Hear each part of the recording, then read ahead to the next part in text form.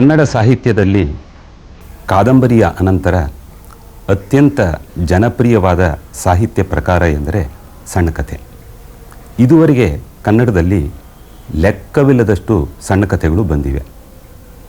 ಈ ಶತಮಾನದಲ್ಲಿ ಸಣ್ಣ ಕಥೆಗಳನ್ನು ಬರೆದವರಲ್ಲಿ ತುಂಬ ಮುಖ್ಯರಾದವರ ಪೈಕಿ ಕೆರೂರ ವಾಸುದೇವಾಚಾರ್ಯರು ಸಹ ಒಬ್ಬರು.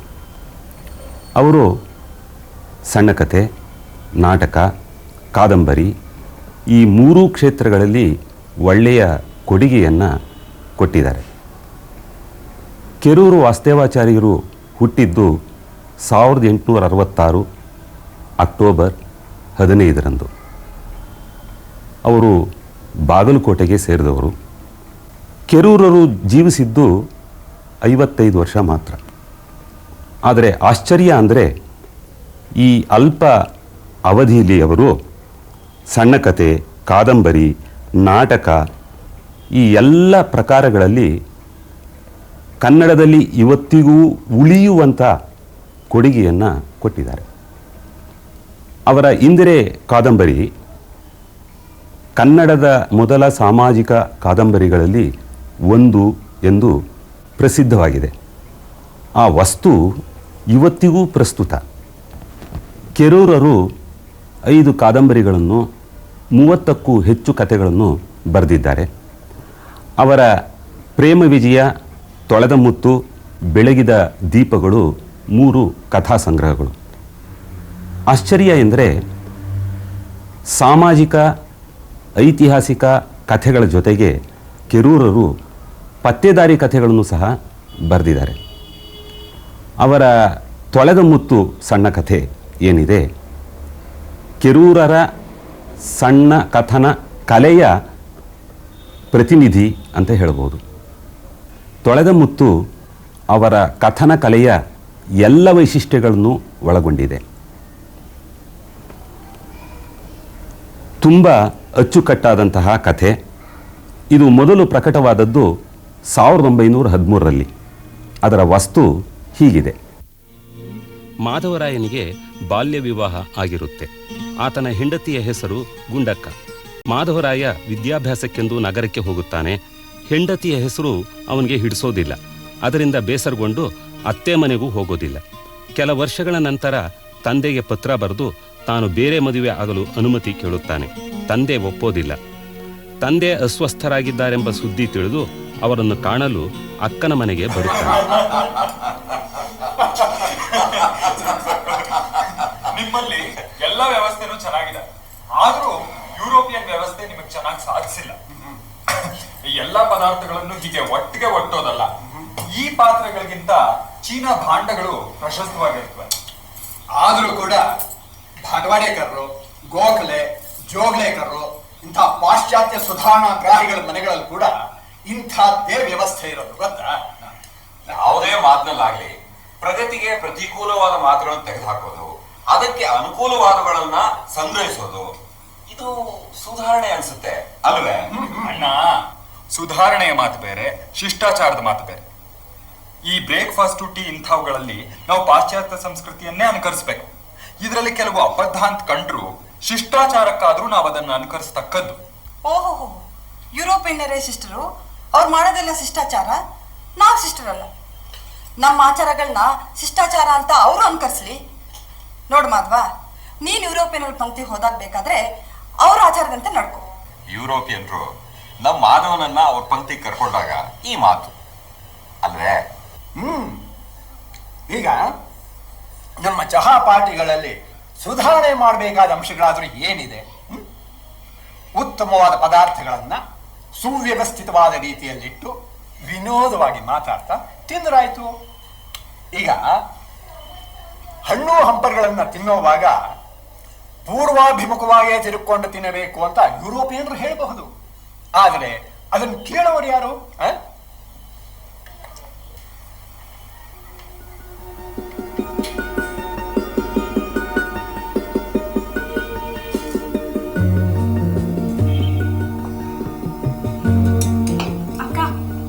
ಸ್ವಲ್ಪ ಕರ್ಕೊಳ್ಳಿ, ಬಹಳ ತ್ರಾಸ ಕೊಡ್ತಿದ್ದಾರೆ. ಚಹಾ ಸೋಸ ಕೊಡ್ತಿಲ್ಲ. ಹೌದಾ? ಯಾಕಮ್ಮ? ಭಾಮಕ್ಕ, ಆ ಹುಡುಗಿ ಯಾರು? ಇವ್ರ ಸೋದರ ಸೊಸೆ. ನಗೋಕೇನಾಯ್ತು? ಊರೆಲ್ಲ ನಕ್ರು, ನಾವ್ ನಕ್ಕುಡ್ದೇನೋ. ಭಾವ, ಅವಳು ನಿಮ್ ಸೊಸೆ ಆದ್ರೆ ನಮ್ ಸಂಗಡ ತಿಂಡಿ ತಿನ್ನೋದಕ್ಕೆ ಯಾಕೆ ಬರ್ಲಿಲ್ಲ? ಹೇಗ್ ಬಂದಾಳು ವೆಂಕಣ್ಣ? ದೊಡ್ಡ ಹೆಂಗಸಾಗಿದ್ದಾಳೆ ಪಾಪ. ಇನ್ನು ಮದ್ವೆ ಇಲ್ಲ, ನಾಚ್ಕೊಂಡು ಒಳಗೆ ಇದ್ದಾಳೆ. ಹೆತ್ತ ತಂದೆ ತಾಯಿಗಳಿಗೆ ಊಟ ಹೇಗ್ ಸವಿಯುತ್ತೋ ನಾ ಕಾಣೆ. ಅವ್ರ ತಂದೆ ತಾಯಿಗಳ ಪಾಪ ಪುಣ್ಯ ಅವ್ರ ಸುತ್ತ. ಈಗ ಉದಾಹರಣೆಗೆ ನಿನ್ ತಮ್ಮನೇ ಇದ್ದಾನೆ, ಮದುವೆ ಆಗಿ ಹೆಂಡ್ತಿನ ಬಿಟ್ಬಿಟ್ಟಿದ್ದಾನೆ. ಈಗ ನಿನಗೆ ಊಟ ಕಹಿ ಆಗ್ತಾ ಇದೆಯೇನೋ? ಬೇವಿನಕಾಯಿ ತಿಂದ್ರೆ ಕಹಿ ಆಗತ್ತೆ, ಸಿಹಿ ಊಟ ಉಂಡು ಕಹಿ ಅನ್ನೋಕ್ಕಾಗತ್ತೆ? ಹ್ಮ್. ಚಂದ್ರ, ಚಹಾ ತಗೊಂಡ್ಬಮ್ಮ.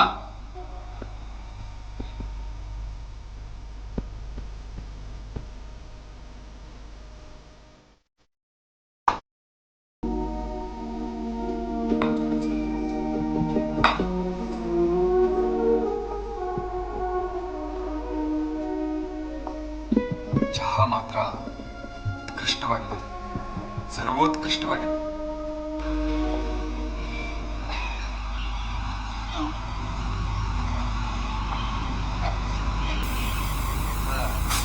ಸಹೋದರರಿಬ್ಬರಿಗೂ ನಮ್ಮನೆ ಉಪಹಾರ ಮನ್ಸಿಗೆ ಬಂತೋ ಹಾಗೆ. ಓಹೋ, ಸೊಗಸಾಗಿತ್ತು. ಭಾವ, ಒಂದ್ ಮಾತು. ಏನು? ಆ ಹುಡುಗಿ ಅದೇ ನಿಮ್ ಸೋದರ ಸೊಸೆ ಹಾ. ನಮಗೆ ಚಹಾ ಕೊಟ್ಲಲ್ಲ, ಆಕೆ ಹೆಸರೇನು? ಚಂದ್ರಭಾಗೆ ಅಂತ. ನಮ್ಮ ಮನೋಹರ ಪಂತರಿಲ್ವೇ, ಅವ್ರ ಮಗಳು. ಆಕೆಗೆ ಇಷ್ಟು ವರ್ಷ ಆದ್ರೂ ಲಗ್ನ ಯಾಕಾಗಿಲ್ಲ? ಹೇಳಿ ಕೇಳಿ ಮನೋಹರ್ ಪಂತರು ಪುಣೆಯ ಸುಧಾರಕಾಗ್ರಣಿಗಳಲ್ಲಿ ಒಬ್ರು. ಹೆಣ್ಣು ಮಕ್ಕಳನ್ನ ಶಾಲೆ ಕಳಿಸೋದೇ ಮಹಾಪರಾಧ ಅಂತನ್ನೋ ಕಾಲದಲ್ಲಿ ಪಂತರು ತಮ್ಮ ಮಗಳನ್ನ ಹೈಸ್ಕೂಲ್ವರೆಗೂ ಓದಿಸಿದ್ರು. ನಮ್ಮ ಚಂದ್ರಭಾಗೇನೋ ಇಂಗ್ಲಿಷು, ಸಂಗೀತ, ಚಿತ್ರಕಲೆ ಎಲ್ಲದರಲ್ಲೂ ಮುಂದು. ತಮ್ಮ ಮಗಳಿಗೆ 18 ವರ್ಷ ತುಂಬುವವರೆಗೂ ವಿವಾಹ ಮಾಡೋದಿಲ್ಲ ಅಂತಲೂ, ಅವಳಿಗೆ ಇಚ್ಛೆ ಬಂದವರನಿಗೆ ಅವಳನ್ನ ಕೊಡ್ತೀನಿ ಅಂತಲೂ ಪಂತರು ಎಲ್ಲರ ಹತ್ರನೂ ಹೇಳ್ಕೊಂಡು ಬಂದ್ರು. ವಾಹ್, ನಿಜಕ್ಕೂ ಅವ್ರನ್ನ ಮೆಚ್ಚಬೇಕು. ನೀನ್ ಮೆಚ್ಚಿದ್ರೆ ಏನ್ ಬಂತು, ಜಗತ್ತು ಮೆಚ್ಚಬೇಕಲ್ಲ. ಯಾಕೆ, ಏನಾಯ್ತು? ಚಂದ್ರಭಾಗೆಗೆ 18 ವರ್ಷ ತುಂಬಿತು, ವರಗಳ ಬೇಟೆ ಶುರುವಾಯಿತು. ಆದರೆ ಮೈನೇರದ ಇವಳನ್ನ ಮದುವೆ ಆಗೋದಕ್ಕೆ ಯಾವ ಸಂಪ್ರದಾಯ ಮನೆತಂದವರು ಮುಂದೆ ಬರಲಿಲ್ಲ. ಇವಳ ತಂದೆ ತಾಯಿಗಳಿಗೆ ಹಗಲು ರಾತ್ರಿ ಇವಳದೇ ಯೋಚನೆ. ಮಗಳು ಮೈನರಿಯವರೆಗೂ ಮದುವೆ ಮಾಡದೆ ಇಟ್ಕೊಂಡಿದ್ದು ಇವ್ರದೇ ತಪ್ಪು. ಸರಿ, ಈಗ ಅದು ನಂದು ಏನ್ ಪ್ರಯೋಜನ? ಅವ ಚಂದ್ರಭಾಗೆ ನೋಡ್ಲು ಸುಂದ್ರಿ, ಮೇಲಾಗೆ ವಿದ್ಯಾವಂತೆ, ಒಳ್ಳೆಯವರ ಸಿಕ್ಕೇ ಸಿಗ್ತಾನೆ ಬಿಡಿ. ಅದಕ್ಕೆ ಮನೋಹರ್ ಪಂತರು ಇವಳನ್ನ ನನ್ನ ಹತ್ರ ಬಿಟ್ಟಿದ್ದಾರೆ. ನೋಡ್ಬೇಕು ಏನಾಗತ್ತೆ ಅಂತ.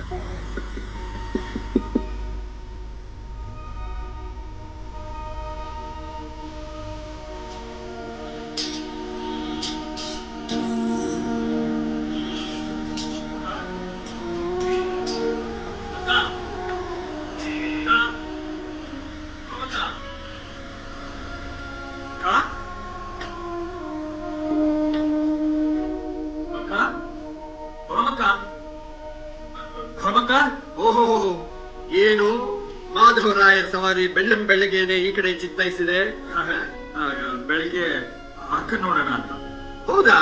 ಅರೆ, ರಾತ್ರಿ 11 ಗಂಟೆವರೆಗೂ ಅಕ್ಕನ ಜೊತೆನಲ್ಲಿ ಹರಟೆ ಹೊಚ್ತಾ ಇದ್ರಿ, ಈಗ ಬೆಳಿಗ್ಗೆ 6 ಗಂಟೆಗೆ ಮತ್ತೆ ನೆನಪು ಬಂದ್ಬಿಡ್ತ? ಆಗಲ್ಲ, ಲಾಲ್ಬಾಗ್ ವಾಕಿಂಗ್ ಹೊರಟಿದ್ದೆ, ಹಾಗೆ ಅಕ್ಕನ್ ಕರ್ಕೊಂಡು ಹೋಗೋಣ. ಅಲ್ಲ, ನಿಮ್ಮನ್ನ. ನನ್ನ ನಾನ್ ರೆಡಿ. ಬಾಮ, ನಾನು ಮಾಧವರಾಯರ ಜೊತೆನಲ್ಲಿ ವಾಕಿಂಗ್ ಹೋಗಿ ಬರ್ತೀನಿ. ಬರಯ್ಯ, ಬಾ.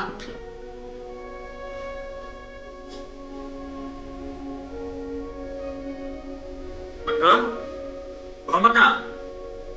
ಅಕ್ಕ,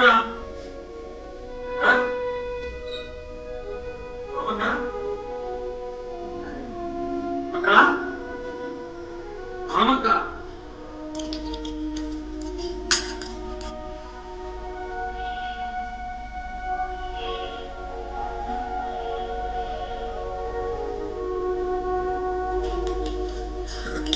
ಸಾರಿ, ಭಾಮಕ್ಕ ಇಲ್ಲಿ ಮನೇಲಿ ಇಲ್ಲ, ಅವರು ಮಾರ್ಕೆಟಿಗೆ ಹೋಗಿದ್ದಾರೆ.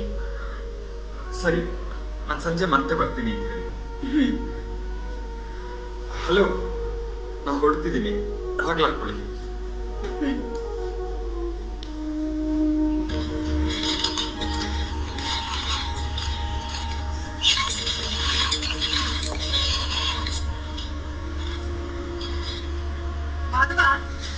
ಅದೇನೋ ಮಾತಾಡ್ಬೇಕು ಅಂದ್ರೆ ಅಷ್ಟೊತ್ತಿನ ಸುಮ್ಮನೆ ಕೂತಿದ್ಯಾ, ಅದೇನಂತ ಹೇಳ್ಬಾರ್ದಾ?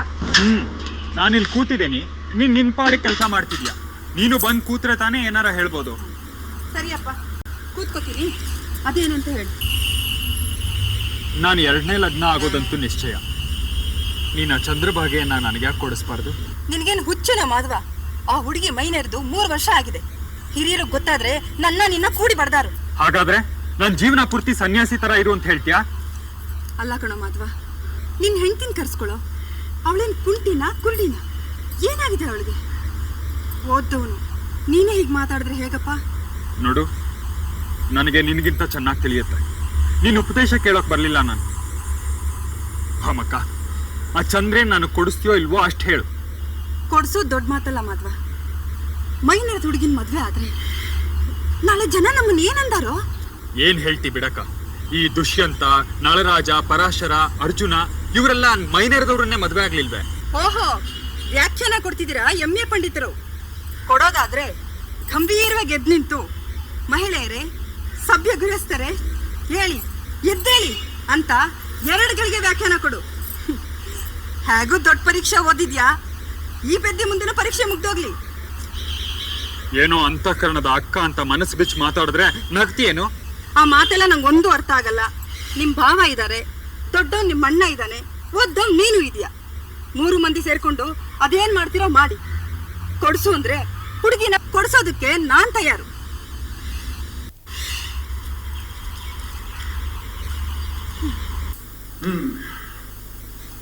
ನೋಡು ಮಾಧವ, ನಿಮ್ಮ ಹಿರಿಯರನ್ನ ಹೇಗಾರು ಮಾಡಿ ಒಪ್ಪಿಸಬಹುದು. ಆದರೆ ನಮ್ಮ ಚಂದ್ರಭಾಗನ ನೀನು ಚೆನ್ನಾಗಿ ಇಟ್ಕೊಂಡು ಅವ್ರ ಜೊತೆ ಸಂಸಾರ ಮಾಡ್ತೀಯ ಅನ್ನೋದು ನಿಶ್ಚಯ ತಾನೆ. ಸ್ವಲ್ಪವೇ ದಿವಸಗಳಲ್ಲಿ 3ನೇ ಹೆಣ್ಣನ್ನ ಗಂಟು ಹಾಕೊಳ್ಳೋದಿಲ್ಲ ಅಂತ ಹೇಗೆ ಹೇಳೋದು? ಏನ್ ಭಾವ, ನಾನೊಬ್ಬ ಮೂರ್ಖ ಅನ್ನೋ ತರ ಮಾತಾಡ್ತಿರಲ್ಲ.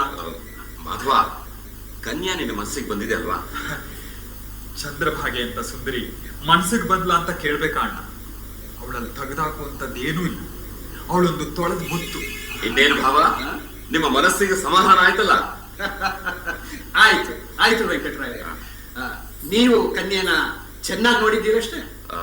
ನೋಡದಂತಾಗಿದೆ. ಮುಖ್ಯ ಮಾಧವನ ಮನಸ್ಸಿಗೆ ಬಂದ ಮೇಲೆ ಆಯ್ತು.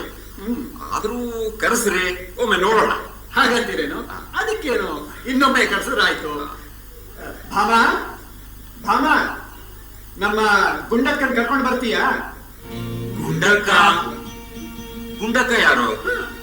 ಗುಂಡಕ್ಕ ನಿಮ್ಮ ತಮ್ಮನ ಪ್ರೀತಿಯ ಹೆಂಡತಿನೇ ಅವಳು. ಮತ್ತೆ ಚಂದ್ರಭಾಗ?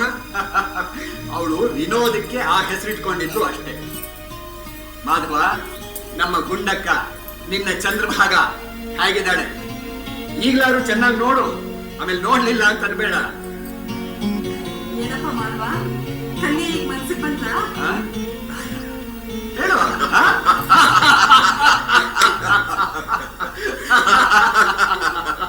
ಈ ಕಥೆ ಹಿಂದೂ ವಿವಾಹ ಕಾಯ್ದೆ ಜಾರಿಗೆ ಬರುವ ಮೊದಲು ನಡೆದದ್ದು. ಇಲ್ಲಿ ಮಾಧವ ಪುನರ್ವಿವಾಹ ಆಗುವ ವಿಚಾರ ಬಂದಿದೆ. ಇಂಥ ಆತುರದ ನಿರ್ಣಯಗಳು ಎಂತಹ ವ್ಯರ್ಥ ಹಾನಿಗಳಿಗೆ ಕಾರಣವಾಗ್ತವೆ, ಮೂಲವಾಗ್ತವೆ ಅನ್ನುವುದನ್ನು ಇಲ್ಲಿ ನಾವು ಕಾಣಬಹುದು. ಕನ್ನಡ ಸಣ್ಣ ಕಥೆಯ ಇತಿಹಾಸದಲ್ಲಿ ಎಂ.ಎನ್. ಕಾಮತ್ ಬಹಳ ದೊಡ್ಡ ಹೆಸರು. ಪಂಜೆ ಮಂಗೇಶ್ ರಾಯರು, ಕೇರೂರು ವಾಸುದೇವಾಚಾರ್ಯ ಸಮಕಾಲೀನರಾಗಿದ್ದಂಥ ಎಂ.ಎನ್. ಕಾಮತ್ ಅವರು 1884ರಲ್ಲಿ ಕಾರ್ಕಳ ತಾಲೂಕಿನ ಮಂದ್ರಪುರ್ನಲ್ಲಿ ಹುಟ್ಟಿದ್ರು. 1913-14ರಿಂದಲೇ ಇವರು ಕಥೆಗಳು ಬರಲಿಕ್ಕೆ ಪ್ರಾರಂಭ ಆದವು. ಬದುಕಿನ ಒಂದು ಒಳನೋಟ, ಒಂದು ಅನುಭವ, ಒಂದು ಅನಿಸಿಕೆ ಇವುಗಳನ್ನು ಬಳಸಿಕೊಂಡು ಒಂದು ತಾತ್ವಿಕ ದೃಷ್ಟಿಯಿಂದ ಕಥೆಗೆ ಮುಕ್ತಾಯ ಕೊಡುವಂತಹ ಕಥೆಗಳನ್ನು ಇವರು ಬರೆದಿದ್ದಾರೆ. ಅಲ್ಲದೆ ಯಾವುದಾದರೂ ಒಂದು ಸಮಸ್ಯೆಯನ್ನು ಎತ್ತುಕೊಂಡು ಅದನ್ನು ನಿರೂಪಿಸುತ್ತಾ ಕೊನೆಗೆ ಆ ಸಮಸ್ಯೆಗೆ ಪರಿಹಾರವನ್ನು ಸೂಚಿಸುವಂತಹ ಕಥೆಗಳನ್ನು ಸಹ ಇವರು ಬರೆದಿದ್ದಾರೆ. 1939ರಲ್ಲಿ ಪ್ರಕಟವಾದ ಜೀವಿಸಿರುವ ಭಾಗ್ಯ ಮತ್ತೊಂದು ರೀತಿಯಲ್ಲಿ ವಿಶಿಷ್ಟವಾದ ಕಥೆ. ಈ ಕಥೆ ಸಾವಿಗೆ ಸಮೀಪವಾಗಿರುವಂಥ ಒಬ್ಬ ವ್ಯಕ್ತಿಯ ಜೀವನ್ ಮರಣದ ಹೋರಾಟದ ವಿಷಯವನ್ನು ಹೇಳ್ತಾ ಇರ್ತದೆ. ಹೇಳೋದ್ರ ಜೊತೆಗೆ ಸಂವಾದ ನಡೆಯುತ್ತೆ. ಆ ಸಂವಾದವೇ ಅವನ ಪೂರ್ವ ಕಥೆಯನ್ನು ಕೂಡ ತನ್ನಷ್ಟಕ್ಕೆ ತಾನೇ ಬಿಡಿಸಿಡ್ತಾ ಹೋಗುತ್ತೆ. ಮತ್ತು ಇದನ್ನು ಹೇಳುವ ರೀತಿಯಲ್ಲಿ ಒಂದು ರೀತಿಯ ಕುತೂಹಲ, ಸಸ್ಪೆನ್ಸ್ ಅನ್ನು ತರೋದ್ರಿಂದ ಕೂಡ ಆ ಕಥೆಗೆ ಒಂದು ವಿಶಿಷ್ಟವಾದ ಓದಿಸಿಕೊಂಡು ಹೋಗುವ ಗುಣ ಪ್ರಾಪ್ತವಾಗಿದೆ. ಈ ಕಥೆ ಇಂಥ ಅನೇಕ ಕಾರಣಗಳಿಗಾಗಿ ಮತ್ತು ಅದರ ಅಂತ್ಯ ಕೂಡ ಸುಖಾಂತವಾಗೋದ್ರಿಂದ ಈ ಕಥೆಯ ಶೀರ್ಷಿಕೆಯನ್ನು ಕೂಡ ಅರ್ಥಪೂರ್ಣವಾಗಿ ಕೊಡಲಾಗಿದೆ ಅಂತ ಗುರುತಿಸ್ಬೋದು.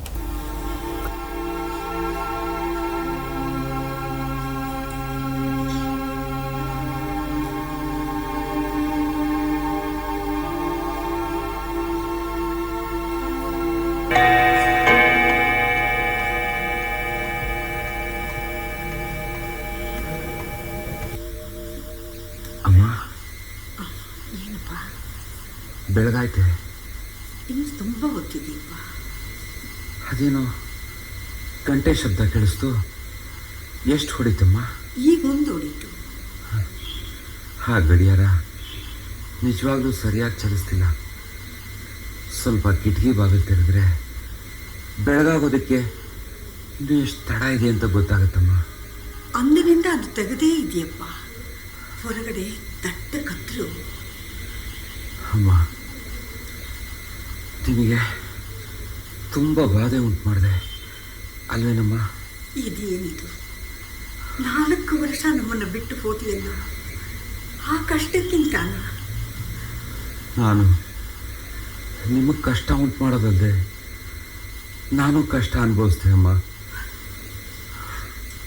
ಇಲ್ಲ ಮಗು, ಇವಾಗ ನೀನು ನಿದ್ರೆ ಮಾಡು. ಡಾಕ್ಟ್ರು ಜಾಸ್ತಿ ಮಾತಾಡಬಾರ್ದು ಅಂತ ಹೇಳಿದ್ದಾರೆ.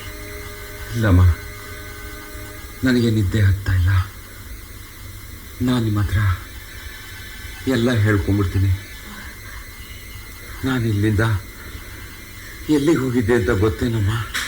ಯುದ್ಧಕ್ಕೆ ಅಲ್ಲ, ಸುದರ್ಶನ್ ರಾಯರಲ್ಲಿದ್ದೆ. ಅವ್ರ ತಂಗಿ ಕನಕ ನನ್ನನ್ನು ಬಿಟ್ಟು ಬೇರೆ ಯಾರನ್ನೂ ಮದುವೆ ಆಗಲ್ಲ ಅಂತ ಹಠ ಮಾಡ್ತಿದ್ದಾಳೆ ಅಂತ ಹೇಳಿದ್ರು.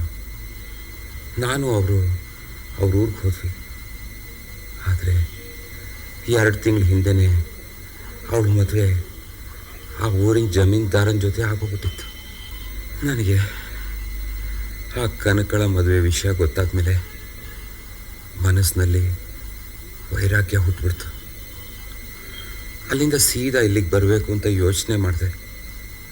ಆದರೆ ನಿಮ್ಮನ್ನೆಲ್ಲ ನೋಡೋದಕ್ಕೆ ನಾಚಿಕೆ ಆಗುತ್ತು. ಅದಕ್ಕೆ ಬರಲಿಲ್ಲ. ಮೆಸೊಪಟೋಮಿಯಾಕ್ಕೆ ಹೊರಟೋದೆ. ಗುಂಡು ಎಲ್ಲಿ ತಗಲಿತ್ತಪ್ಪ? ಎದೆಲಿ. ನಾನು ಅಲ್ಲೇ ಸಾಯ್ಬೋದಾಗಿತ್ತು. ನಿಮ್ಮನ್ನೆಲ್ಲ ನೋಡೋ ಭಾಗ್ಯ ನನಗಿತ್ತು. ಬದುಕುಳಿದೆ.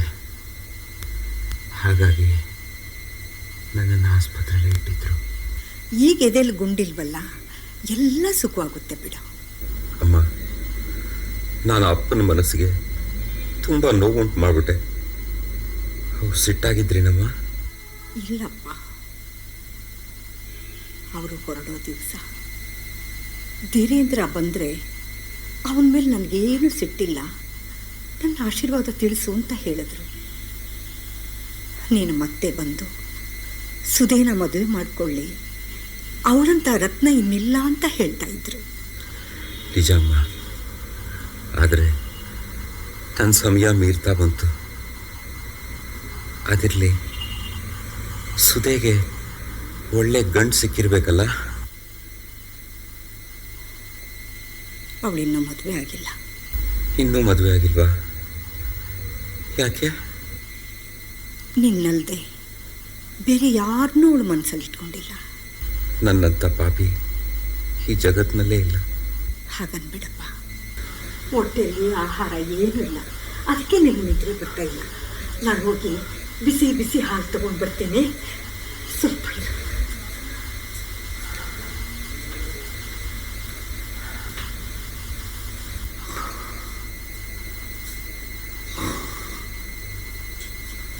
ಯಾರದು?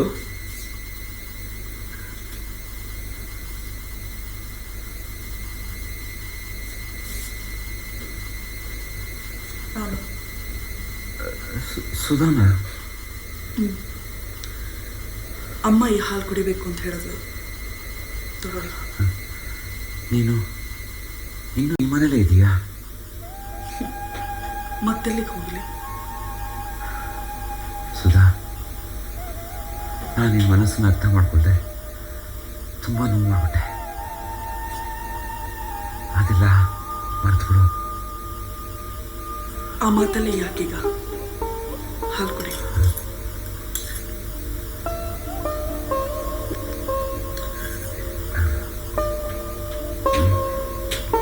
ಸಾಕು ಸುಧಾ, ನನ್ನನ್ನ ಕ್ಷಮಿಸಿದ್ಯಾ?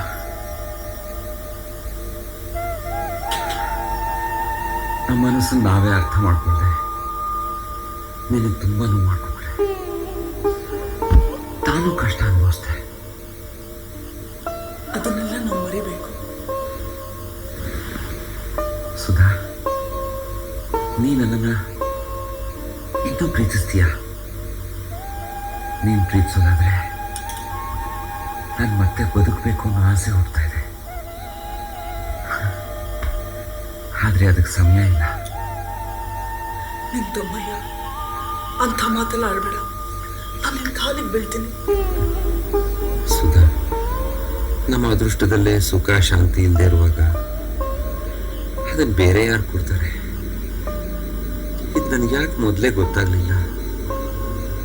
ಮನೆ ಮಾಣಿಕ್ಯನ ಕಸದ ಮೂಲೆಗೆ ಬಿಸಾಕಿ ಮರೀಚಿಕೆ ಹಿಂಬಾಲಿಸ್ದೆ. ನೀವು ಮತ್ತೆ ಹಿಂತಿರುಗಿದ್ದೀರ, ಅದೇ ನಮಗೆ ಮಹಾಭಾಗ್ಯ. ಹಿಂದಿನ ಮಾತೆಲ್ಲ ಯಾಕೀಗ?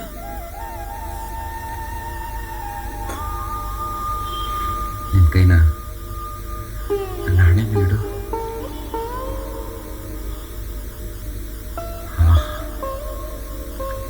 ಎಷ್ಟು ತಂಪಾಗಿದೆ ನಿನ್ನ ಕೈ. ತಲೆ ನೋವ್ತಾ ಇದೆಯಾ?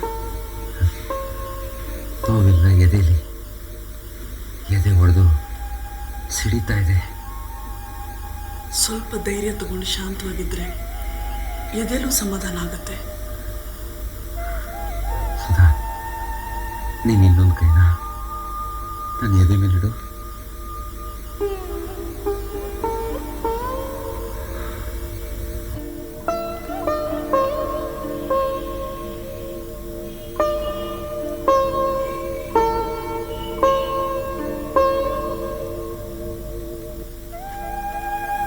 ಮುಖ ಎಷ್ಟು ಬಾಡುವುದು.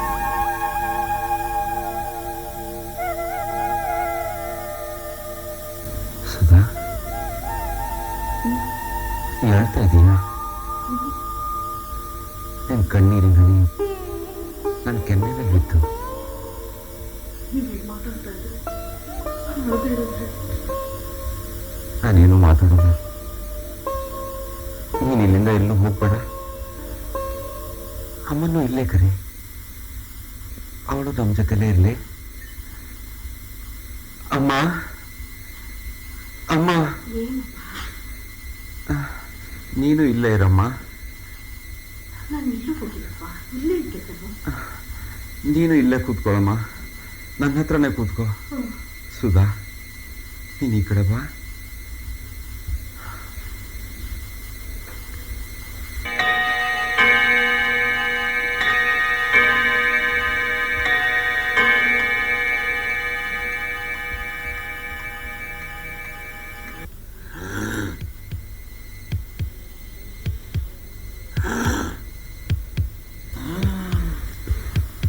ಗಾಢವಾದ ನಿದ್ರೆ ಬಂದಿರ್ಬೇಕಲ್ಲ, ಆದ್ರೆ ಗಂಟ್ಲಿಂದ ವಿಚಿತ್ರವಾದ ಶಬ್ದ ಬರ್ತಿದೆಯಲ್ಲಮ್ಮ. ಅದವನು ಉಸಿರಿನ ಶಬ್ದ ಅಮ್ಮ. ಅಮ್ಮ, ಏನಮ್ಮ? ಡಾಕ್ಟರ್ ನಿಮ್ಮನ್ನ ಪಕ್ಕಕ್ಕೆ ಕರೆದೇನೋ ಹೇಳಿದ್ರಲ್ಲ, ಏನಮ್ಮ? ಇದೊಂದು ರಾತ್ರಿ ಕಳೆದ್ರೆ ಮನೆಯಲ್ಲಿ ಏನೂ ಇಲ್ಲ ಅಂತ ಹೇಳಿದ್ರು. ಗಂಟಲಲ್ಲಿ ಭಯಂಕರವಾದ ಶಬ್ದ ಡಾಕ್ಟರ್ ಕರ್ಸೋಣ. ಇಲ್ಲಿ ಕೆಳಗಡೆ ಮಲಗಿದ್ದಾರೆ, ನಾನು ಹೋಗಿ ಕರ್ಕೊಂಡ್ ಬರ್ತೀನಿ.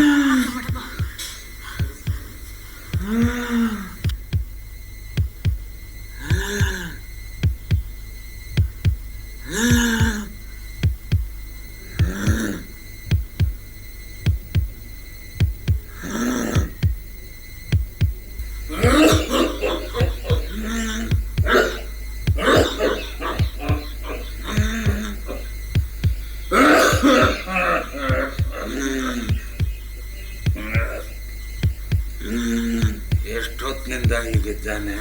ಸ್ವಲ್ಪ ಹೊತ್ತಿಲ್ಲ.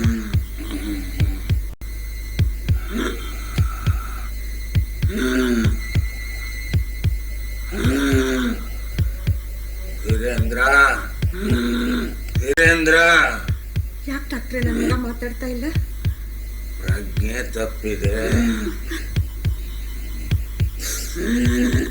ಅಳಬೇಡಿ. ಮನುಷ್ಯರಿಂದ ಆಗಬಹುದಾದ ಸಹಾಯ ಎಲ್ಲ ಮುಗಿದೋಗಿದೆ. ಇನ್ನು ಉಳಿದಿರೋದು ಆ ಭಗವಂತನ ಕೃಪೆ ಒಂದೇ. ತಾಯಿ ನಮ್ಮಮ್ಮ, ನನ್ನ ಮಗನ ಕಾಪಾಡಮ್ಮ.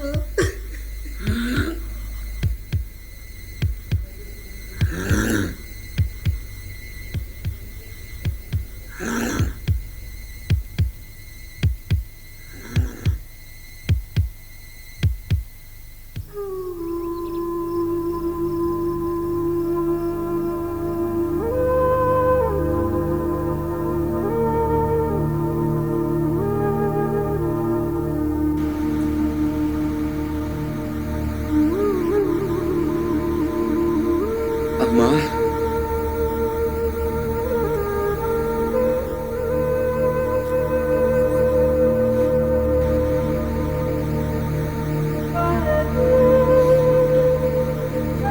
ಅಮ್ಮ, ನಿಮ್ಮ ಭಾಗ್ಯ ಅವನನ್ನು ಉಳಿಸಿಕೊಂಡಿತ್ತು.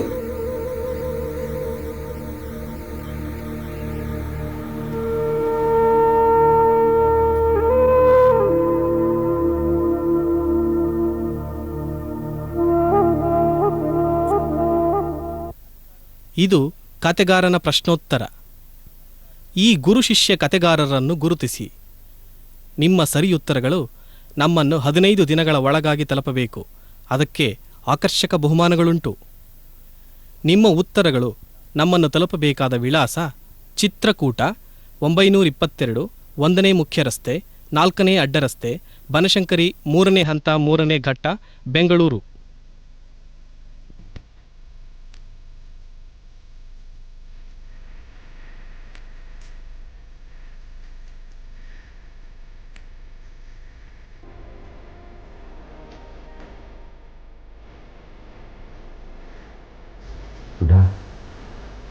ನಾನು ಎದೆನ ಸ್ವಲ್ಪ ನೀವು